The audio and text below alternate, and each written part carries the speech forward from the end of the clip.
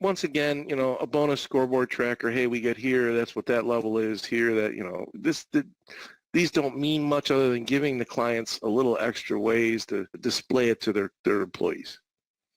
All right. This bucket plan, I've never used it that I know of.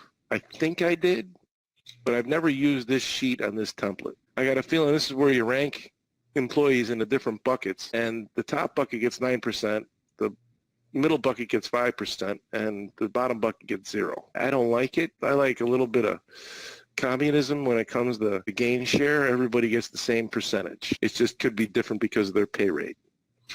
All right, payout calculator. This is a good one, all right? This I recommend for every client to make available to their employees in an Excel spreadsheet separate from this whole bonus worksheet. You know, cut and paste this somewhere else. That way they can put in their wages, they can put in their projected level of bonus, and they can see what it means in dollars. Okay? So I just put in $100,000 here because it's easy math. We're on pace for 5% net profit. That's what this sheet uses for bonus payouts. We're on pace for level 5 or 5% of pay. 5% of $100,000 is $5,000. This is an annualized bonus paid quarterly. So if we ended the year at 5% of pay, and everybody would get, or anybody making $100,000 would get $5,000. Q1 we get 10% of that, or $500. All right. Hey, we got a little slip back in Q2. We didn't perform as well as we thought. We ended Q2 at 3%. 3% of 100,000 is 3,000. Now 30% of that's due. 30% of 3,000 is 900. We already got that 500 from Q1, so now 400's due. Following on to Q3, 5%. We had a good Q3 and bounced back.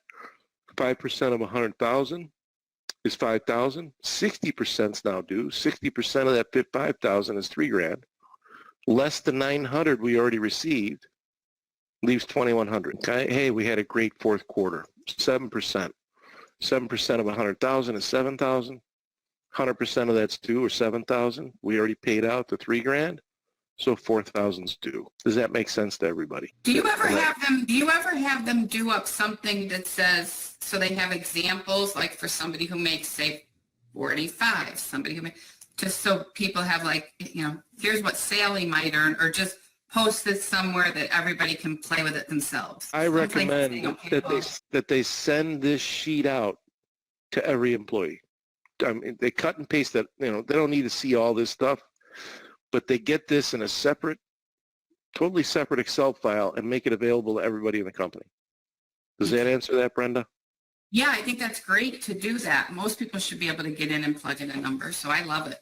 Another suggestion I make for launch is, you know, at launch, you don't want to use the lowest person's salary. You don't want to use the highest. The median, people will say, well, how come but in an example, I'll say, I'll put on a slide for every 10 wages you make, this is how much it would be. That's a great point.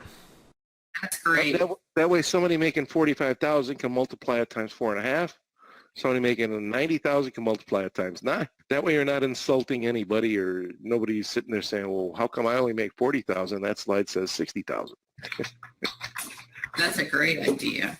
All right. Okay. Questions on this? Typically what comes up here is, what if we have a bad quarter? Okay. Most companies don't. I've seen it happen once with Summit Cove. They're a property management company in Colorado, up in the mountains, ski resort. Their fiscal year ended, I think, June, and they paid out bonus in Qs 1, 2, and 3, and then Q4 hit, and COVID hit, 2020, and they shut the mountain down in March, like March 8th, March 6th, and March and April are two of their best months. So they ended up negative for the bonus for the year. All right, that's an extreme example. That's a black swan type event. But if you're concerned about that, I'll show you some adaptations later. But go 10%, 10%, 20%, and 60% at the end. You can play with these percentages to fit your cash flow, to fit your business cycle. Okay, it doesn't have to be 10, 20, 30, 40. That's the recommended. It works for manufacturing or any company that's pretty steady throughout the year without many bumps or valleys. Okay. but you can change it 10, 10, 10, and 70. But I strongly recommend paying out as much as you can along the way because it incents people to do better each quarter. Does that make sense? Okay. All right. We're going to get off this one for now if no further questions. Now, I'm going to start with the most complicated one I ever did first. This company, I don't know, they were 200 million, big company. They make exterior cladding, window panels and wall panels for skyscrapers. They've got a workshop, I shouldn't call it, where they got a factory where they make it, and then they go all over the Midwest and install them. They had paid out bonus before every year, but it was pretty much owner's discretion. They wanted to switch to this without everybody getting what they got last year at level 1, but a chance at the over with more levels. So the owner went through all, 400 employees, what they got paid out last year, and he did this whole spreadsheet and figured it all out. So he went with 6 different tiers of bonus, okay? And he classified all his employees in one of these 6 tiers. Okay. Max at level 1, I shouldn't say level 1, at tier 1, those are the first-year factory workers, first-year admins, all the rookies in the company. Their max was 10%. Then you move up, and you move up, and you move up. And up here you're in project managers and superintendents and that kind of thing. Up here you're at your leadership level. Okay. So he did a 6-tier bonus system. And everybody in the company was educated on which tier they fit in and what they had to do to get to the next tier. Does that make sense to everybody? All right. So, your level 1 bonus went up 1% a level, up to level 10. I think we only went 10 levels. Your level 2 went up to 12.5, and so on. So he did this, and everybody at level 1 in the company was within hundreds of dollars of where they what their bonus was last year, and it worked for him. It was a lot of work on his part, but damn, he came up with a good one. All right. He went with a 45% goes to employees. Okay.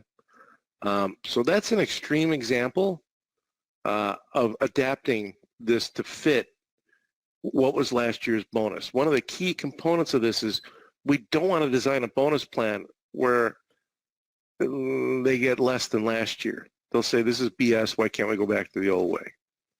All right. Question on that real quick. Can you Yes. So if I understand it right, the level 1 people are like your frontline workers. The level 6 people were like your higher level staff. Right. The higher paid staff could earn a max of 30% of pay, but the frontline workers could only earn a max of 10% of pay. Yes, ma'am. Does that send a weird message to people?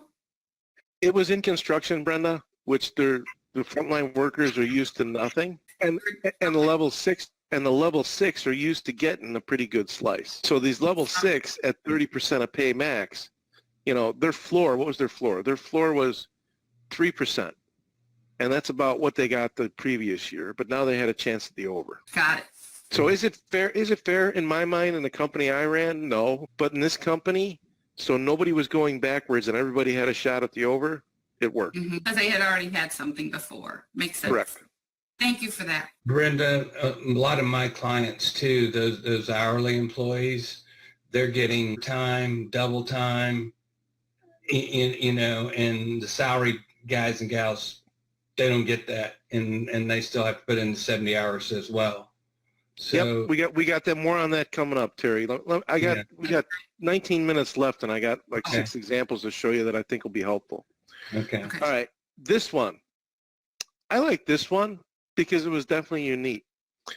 They only paid out, and this is a plan conditions document. This is what I insist on for every company, the who, what, where, when, how, why of everything. All right, here's the kicker. The bonus level paid for Q1, 2, and 3 will not exceed level 5, even if they're at level 10. And I said, why is that in there? This was Vital Farms, pasture-raised chickens that lay eggs. He said, because if we're knocking it out of the park the first 3 quarters, we could run out of eggs in the 4th quarter because it takes 6 months from the time we give the chicken farmers the pullets till they stop dropping eggs. We could run out of eggs and go backwards severely. And I thought that was pretty unique. Now, they were tracking a level 8, 9, 10 all year, and they managed to may have enough eggs in the Q4. They ended up maxing out bonus in Q4. After Q4, they paid the first 3 quarters the extra 5 levels, and they paid out the Q4 level 10. So I thought that was an interesting twist. Does that make sense? Kind of like a holdback.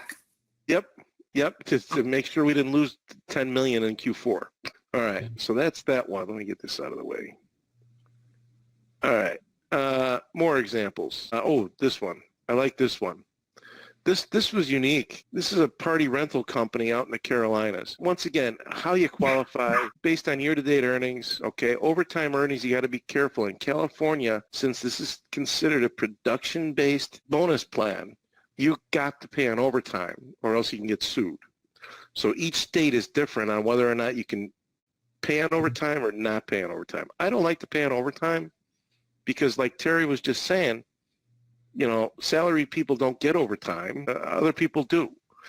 All right. This was interesting in that 2 things. They adjusted it for seasonality. You can see Q1 and Q1 here. They wanted a 22% threshold for bonus. Okay, that was their busiest quarter of the year. Q2, absolutely dead. They went from 22% profit down to 9. Okay, Q3 was their second best quarter, went from 9 to 17. The Q4 was okay. It went from 17 to 14. They just wanted to end the year at 14%, and this was the roadmap to get them there. Okay, does that make sense? How they adjusted for seasonality? Yes.